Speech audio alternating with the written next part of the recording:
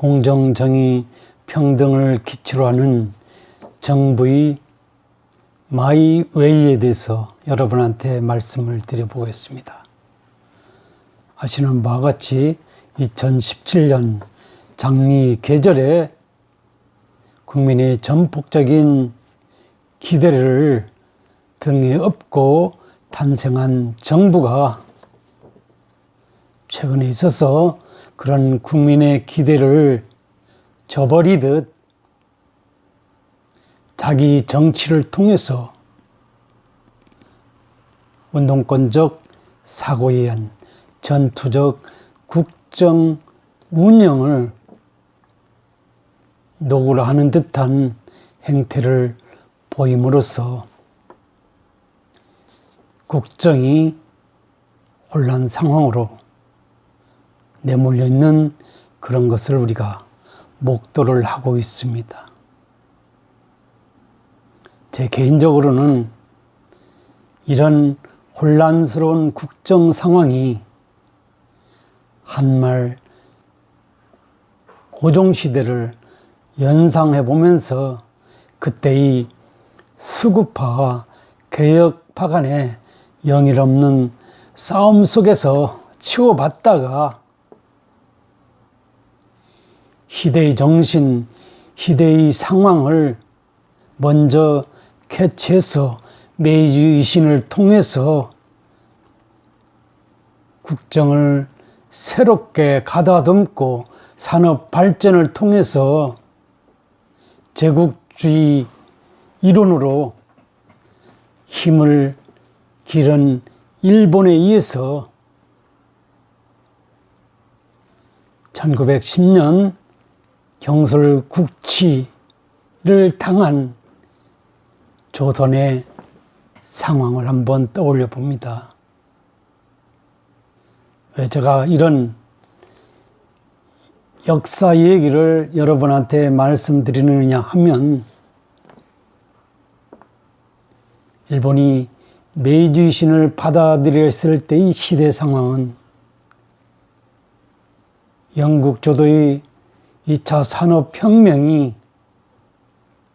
도도하게 그 시대 상황을 압도하고 있었다는 점에서, 그리고 지금은 4차 산업혁명이라는 핫 이슈가 21세기 벽두부터 미래의 대한민국의 운명을 결정하는 중요한 시대 상황이자 시대의 정신이라는 그런 점에서 이처럼 정치적인 이슈라든지 소위 권력 강화라든지 장기 집권을 위한 마스터 플랜 실현을 위한 자가당착적인 그런 이슈를 선점하기 위해서 국민의 뜻에 따른 정치, 소위 민주정치보다는 파당정치 아니면 자기 정치를 도모하는 이런 상황에서 과연 대한민국의 미래가 온전하게 유지, 보존, 발전될 수 있을까 라는 그런 기우심에서 그런 역사적 사실들을 제가 여러분한테 떠올려 봤습니다. 만약 한말에 우리 선대들이 세극을 하지 않고 위정척사 논리에 빠져있지 않고 세상의 흐름을 국민의 이익, 조선의 미래를 위해서 심오하게 고민하고 검토하고 결정해서 조선 한말 시대를 이끌었다면 과연 일본이 메이지 유신에 의한 그런 일제 36년의 피박은 없었을 것이라는 그런 생각을 해본다면, 물론 지금 대한민국이 세계 경제 질서에서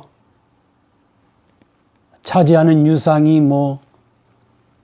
10위권 전후로 알려져 있기는 합니다만은, 일순간 4차 산업혁명 시대에 있어서 준비되지 않고 2차 산업 시대에 그대로 머물러 있는 이런 상황에서 정치적 이슈에 푹 빠져서 미래를 준비하지 않는다면 또 한 번 우리가 당할 수도 있다.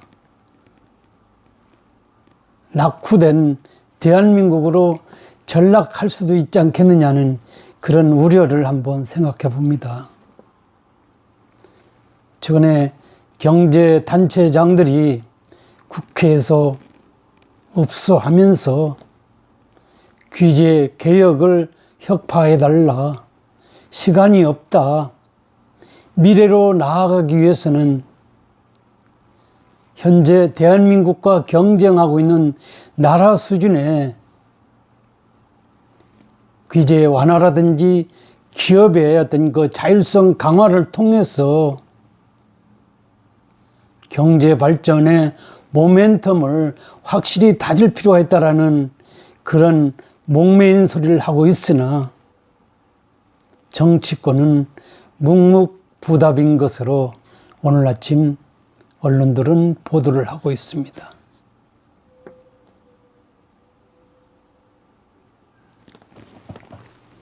이런 상황에서 국회는 헌법주의, 의회주의, 법치주의를 뭉개는 그런 처사로서 자가당착적인 개혁의 어떤 그 궤변을 놓는 그런 상황에서 비정상적인 의회 활동이 전개되고 있는 것입니다. 특히나 국정 파트너로서의 어떤 그 야당의 어떤 그 행태도 물론 정상적이라고 볼 수 없지만은, 여당 차원에서 감싸기보다는 배척해서 자신들이 어떤 그 정치적 목적 달성을 유리한 방향에서 편법을 동원해서 국정을 좌지하고 우지하는 것은 큰 문제라고 하지 않을 수 없습니다. 근데 2020년 예산안을 일방적으로 확정해서 무리하게 국회를 통과시키는 모습에서, 그 다음에 기상천외한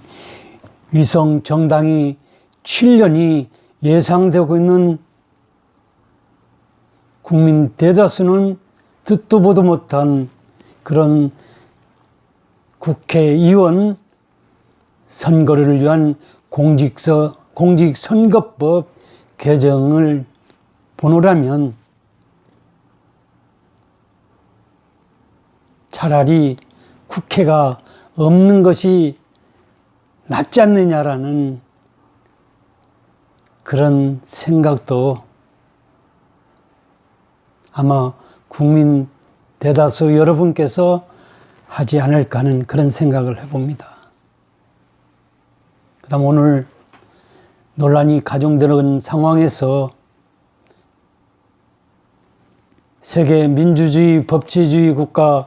이 대통령 권한, 우리나라처럼 집중된 나라는 없습니다. 그럼에도 여기에다가 공수처에 관한 대통령이 무수의 분리 권한이 첨가되는 막강한 대통령제의 탄생을 예고하는 공수처 설치 근거법이 오늘 여당 주도의 어떤 무리한 국회 과정을 통해서 통과될 것으로 예상이 되고 있습니다. 당장은 좋을지 모르나 미래를 위해서, 후대를 위해서 본다면 이런 정치 행태들 실패를 스스로 자초하고 있는지도 모르겠습니다. 굳이 제가 법학도로서 말씀드린다면, 물론 이전 방송에서도 말씀드렸습니다마는 유연적인 요소들이 크게 드러나 있음에도 불구하고 이 자체가 계명천지에서 무시되고 토론이 되지 않고 논의되지 않고 일방적으로 밀어붙여 가지고 여당 소속 의장이 방망이 3번 치면 모든 것이 만사형통할 것이라는 그런 정치를 보면 정치는 제대로 배워서 하는 것인지 막무가내로 해도 되는 것인지 파당이나 나 자신을 위해서만 해도 되고 국민을 위해서는 안 해도 무시해도 되는 것인지 진짜 이해할 수가 없는 그런 생각을 해봅니다. 이런 와중에서도 이들이 자기 자리 보전에는 혈안이 돼 있는 것 같습니다. 국회의원 하다가 필요하면 장관 나갈 수 있고, 물론 장관 나가는 것은 뭐 법으로 정했으니까 나갈 수 있다 손치더라도 국회 위상을 무시하면서 전임 국회의장이 국무총리 임명직으로 가는 행태라든지 야당에 의해서 주장되고 있지만은 현 국회의장의 경우 아들한테 자리를 물려주기 위해서 노심초사하는 그런 경우라든지, 그 다음에 국회의원 하다가 총리 갔다가 또 국회의원 하고 대통령의 꿈을 꾸는 경우라든지, 소위 말해서 4+1이 구성 멤버 중에는 예산이 해당 지역구에 듬뿍 갔다는 헛소문이라든지 차기 국회 자리 보전도 쉽게 만들어질 것이라는 그런 루머가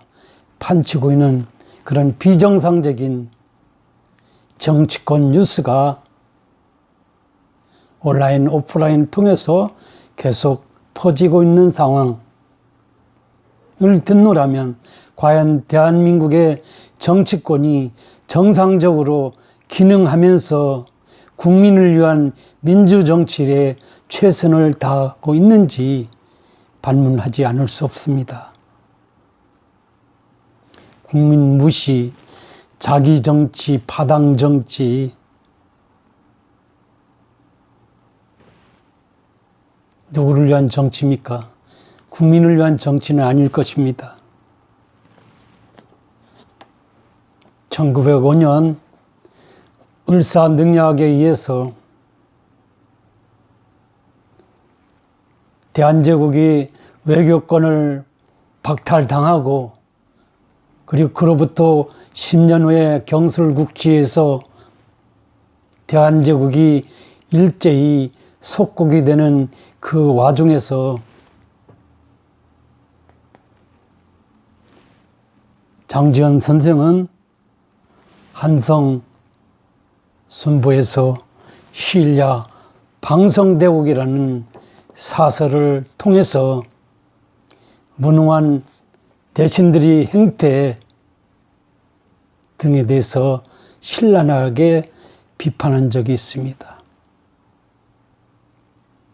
그 다음에 1905년 단재 신초 선생은 대한매일신보에 시일야우 방성대국이라는 사설을 통해서 무능한 대신 정부를 믿기보단 스스로 산업을 일구고 겸손하고 학문의 창달을 통해서 대한민국이 미래를 새롭게 건설하자는 취지의 사설을 통해서 당시 정부의 무능 대신들이 호의호식 자리보존용에 대해서 신랄하게 비판하는 두 개의 사설을 제가 감히 여러분한테 소개를 해드렸습니다.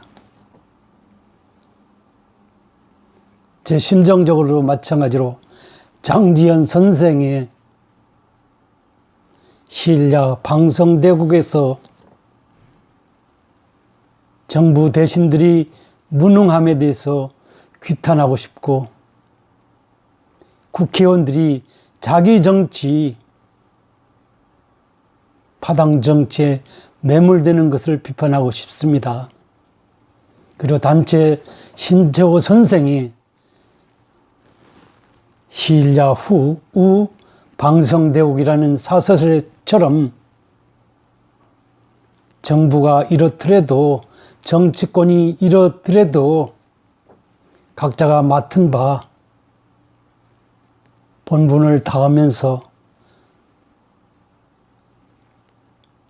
기업은 기업대로 미래를 위해서 준비하고 개척하고 나아가는 자강의 힘을 배양할 때가 아닌가 하는 그런 생각을 해봅니다. 미래는 분명히 위기일 수 있고 준비하지 않은 자에게 기회가 없다는 점에서 오늘 두서없이 최근에 대한민국이 국정 상황에 대해서 물론 정치 평론가는 아닙니다만은 한번 솔직히 느끼는 바를 여러분한테 말씀드려 봤습니다. 감사합니다.